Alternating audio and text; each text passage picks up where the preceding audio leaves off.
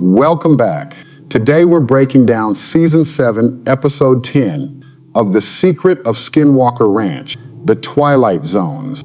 The team shifts their focus to two of the property's oldest and most neglected structures, looking for a connection between a pair of decaying homesteads that may have gone unexamined for far too long. What they find in the process isn't just historically interesting, it might be one of the most important breakthroughs of the entire season.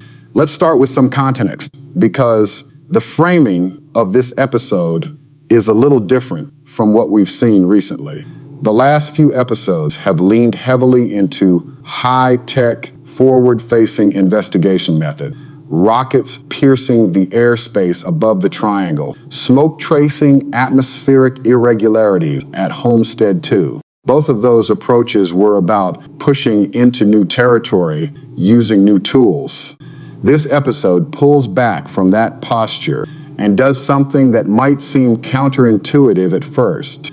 It looks backward. It asks not what's happening at Skinwalker Ranch right now, but what was happening here before most of the current investigation team ever set foot on the property. The two homesteads at the center of this episode are easy to overlook, and that's precisely why their story is so compelling. They're old, decaying, the kind of structures that tend to fade into the background of a property that has so many other, more visually dramatic features competing for attention. In earlier seasons, they appeared at the edges of the investigation, referenced occasionally, briefly explored, never quite receiving the kind of sustained, dedicated focus that might actually reveal what they're hiding.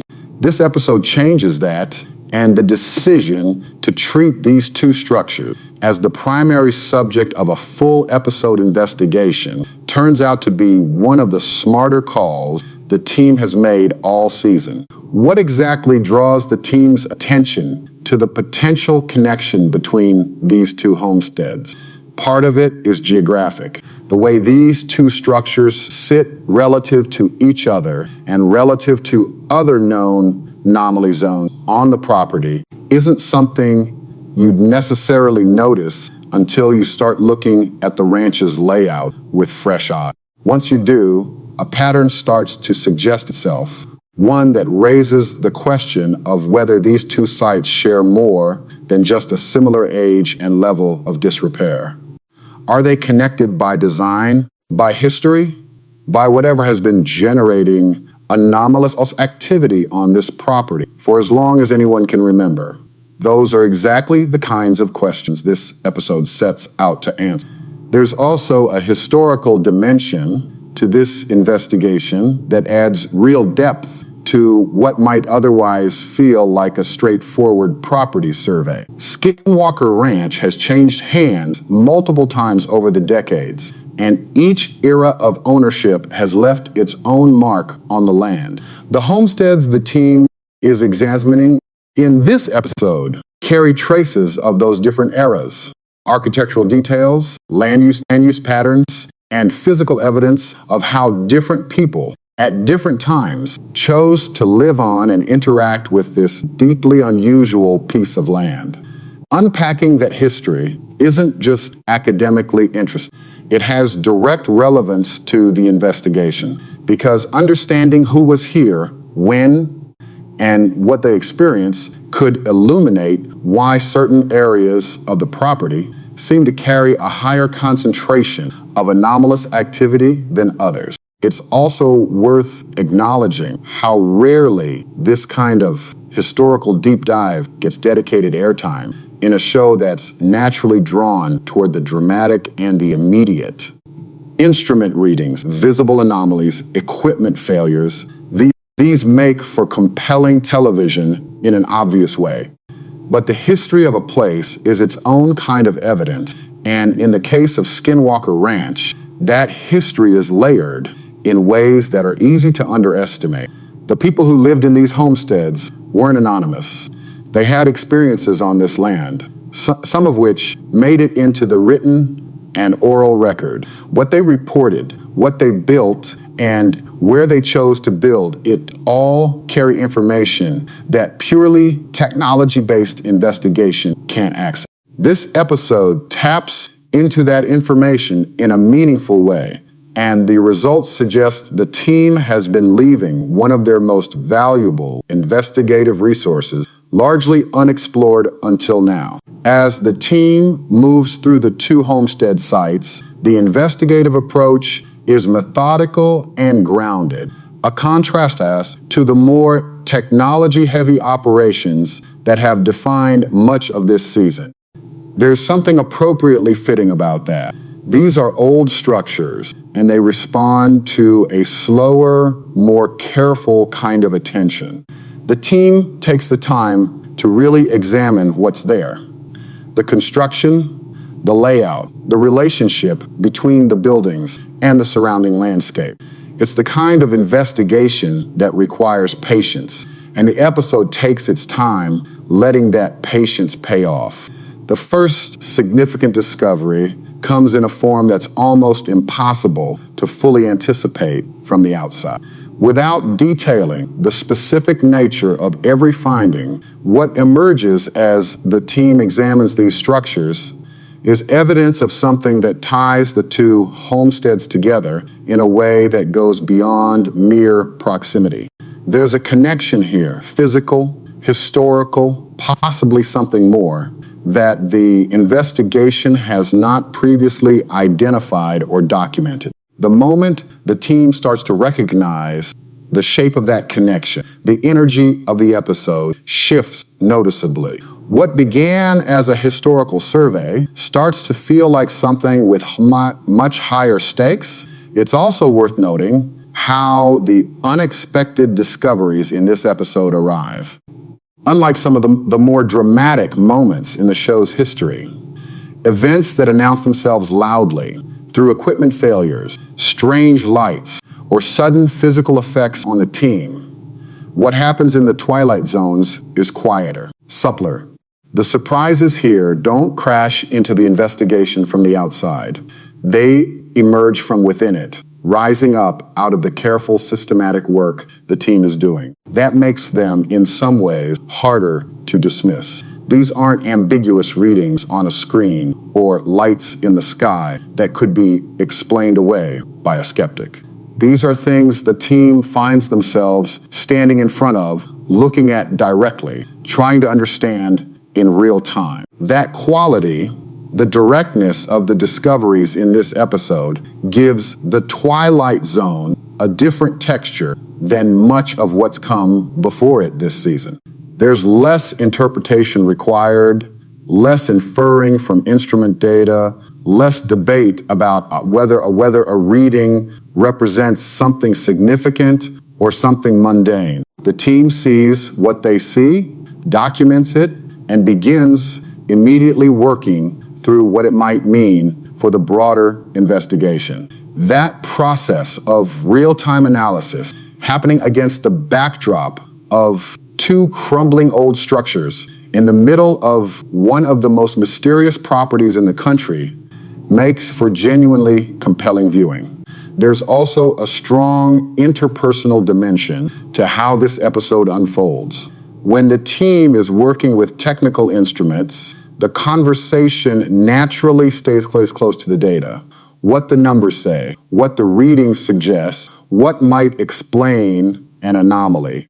But when the investigation turns to physical spaces, historical structures, and tangible evidence you can stand next to and touch, the conversation opens up in a different way. You get more personal reactions, more varied perspective, and a clearer sense of how each team member processes the significance of what they're looking at.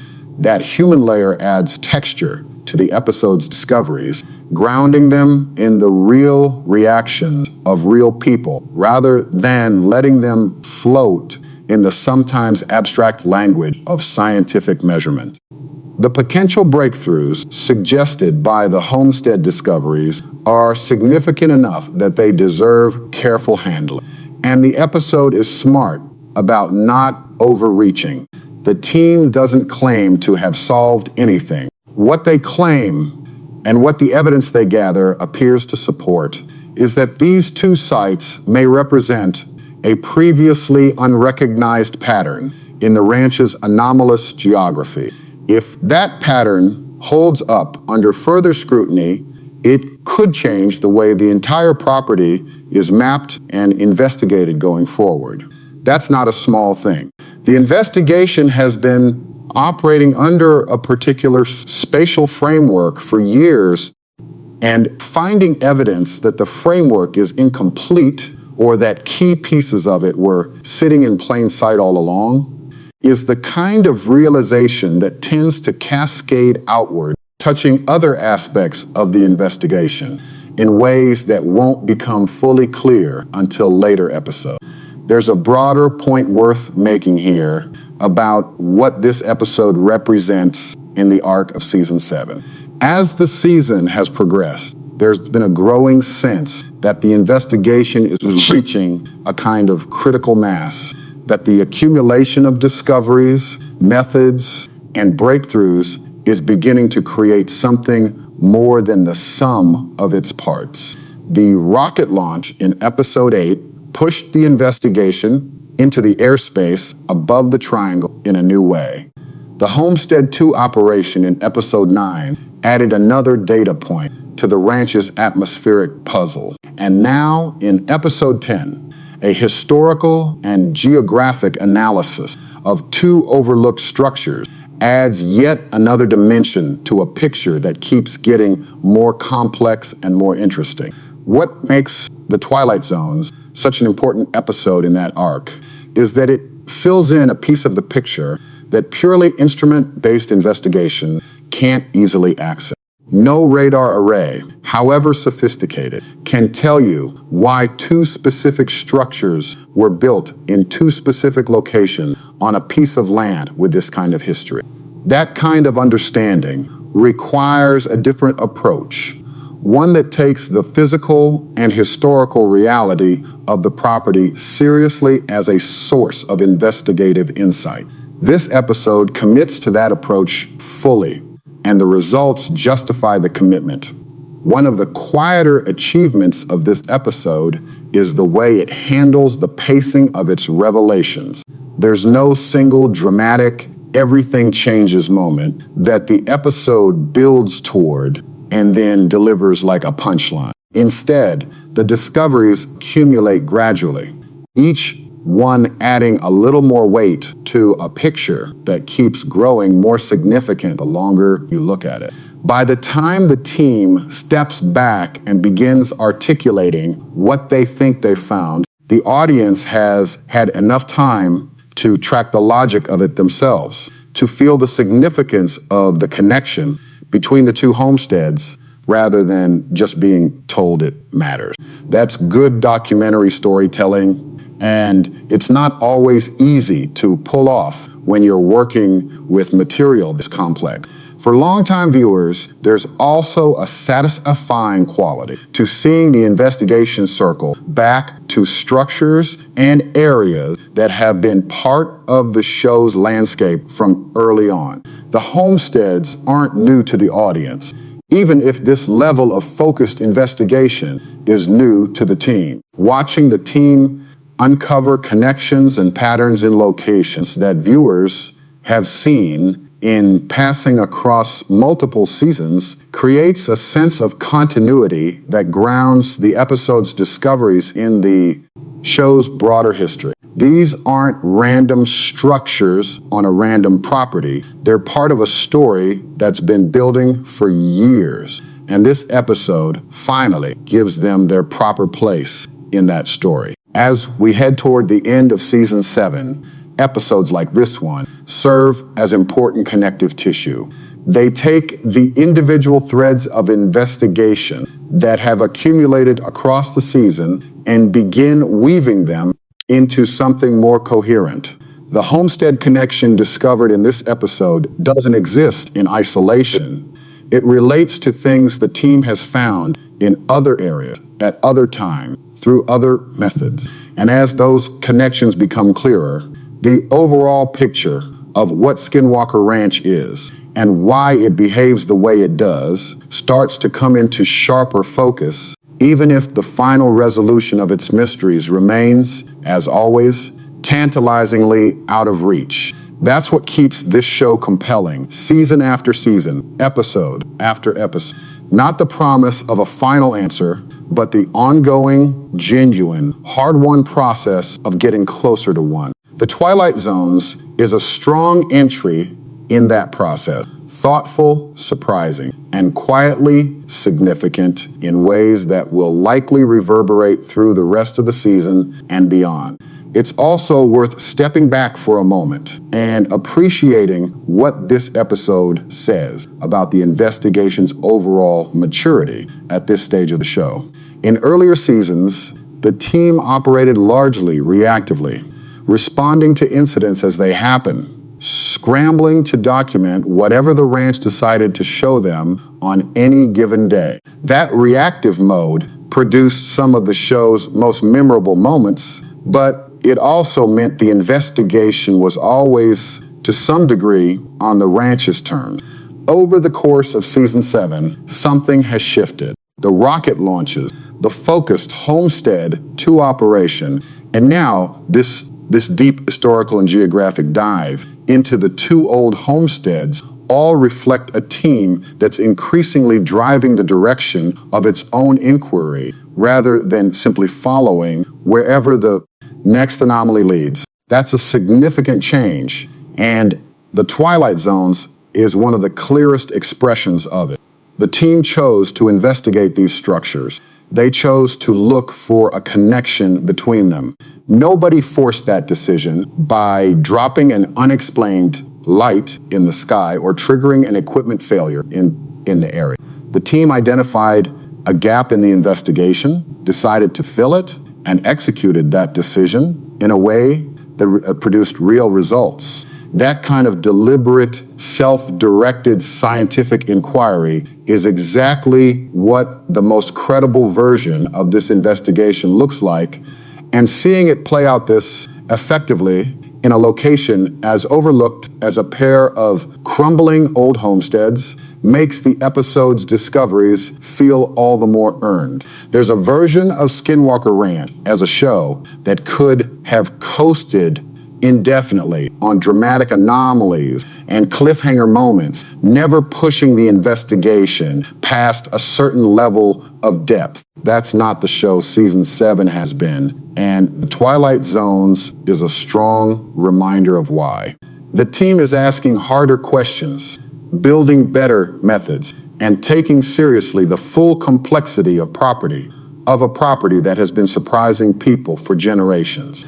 However, this season ends. Episodes like this one are going to be remembered as part of the reason why season 7 felt like a genuine step forward. That's your breakdown of Skinwalker Ranch, season 7, episode 10, The Twilight Zone. If this episode has you rethinking how the ranch's geography fits together, drop your theories in the comments, because the team certainly seems to be doing exactly that right now. Subscribe so you don't miss the next breakdown, and we'll see you for whatever Skinwalker Ranch decides to reveal next.